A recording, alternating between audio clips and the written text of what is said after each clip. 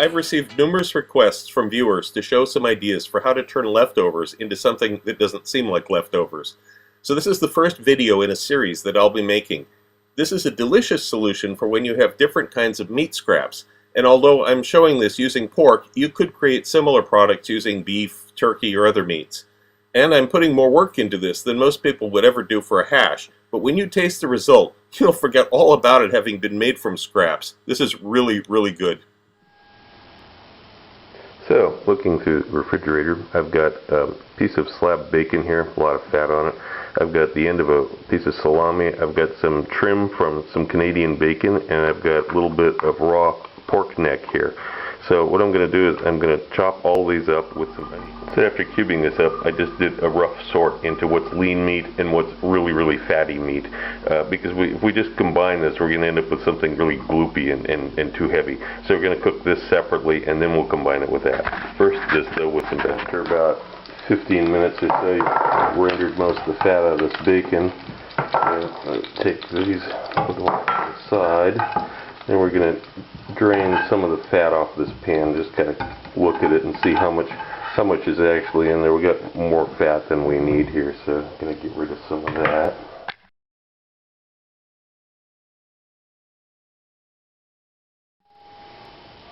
Okay, I've left about a tablespoon of fat in it. Now I'm going to put in this raw meat and salami, all the lean meat, and I'm going to cook that in the bacon fat for a few minutes. First, just to brown it lightly. Once we get past where there's no pink raw meat in there anymore, I'm going to add some of the other flavorings. Now, because we've got salami in there, we can't really go in an Asian direction. It'll be weird. So I'm going to put in some red chili, some garlic. I've got some onion here and some celery leaves. Celery leaves are one of those things that tend to get thrown away, not used, but they're actually very good flavor. They have a lot of high notes of the celery. It's almost like a celery herb. They're going to cook this for a few more minutes, get it all happy. This has been cooking on a heat level of 6. Up till now. Now, if my final purpose of this was going to be a pasta sauce, I would not put potato in this. I'm putting some slices of potato in it because I'm going to try to make this kind of a one-pot product to use. So this will help absorb some of the extra fat, add some flavor and some body, and extend the meat out. I'm also going to add that bacon back into it, and I'm going to crank up the heat a little bit to 8. I want to really get a little bit of singe going on this to add some depth to the flavor. So, got it on high heat here, relatively high heat, 8.5. I'm going to let it sit like this and not stir it for 2 or 3 minutes. Okay, now, if you have it and you really want to help out your leftovers, put some demi-glace in. And I've shown this before in other recipes. You make demi-glace, you want it to be very thick, like this. This is demi-glace. This is very thick. I'm going to stir this in with the residual heat.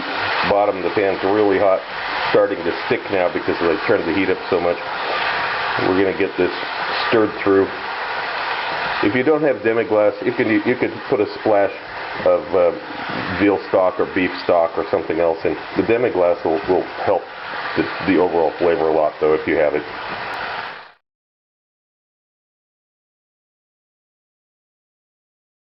Yeah, put it in a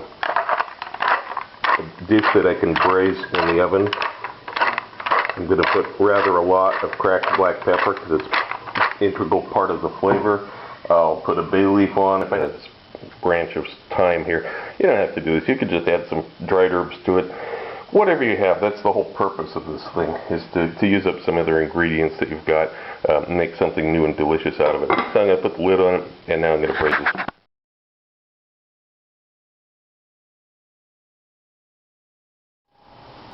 It's been just under 2 hours at 140 Celsius. Pull this off and get the thyme and bay leaf out of there. You can check it out. You can see that everything is quite well cooked and soft. I'm going to leave it sit like this cool, because if I continue processing it right now because it's still hot, what's going to happen is it's going to turn into mush. And we don't want to make it into goo. Yeah, maybe if we were making a filling for ravioli or something, but we're not going to do that. So I'm just going to leave this to sit now at room temperature, till it comes to room temperature.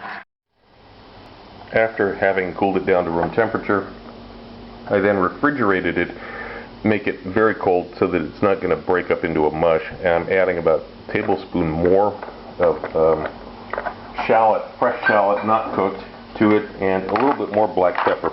Seems like a lot of black pepper, of course, but it's really the flavor of this. Now we have to grind this up carefully now. Don't overdo it. Now, I got it out of the food processor. I've added 1 egg yolk, and I'm going to gently fold this together. I don't want to grind it up in the food processor because I want the egg yolk to be distributed in a kind of coarse fashion.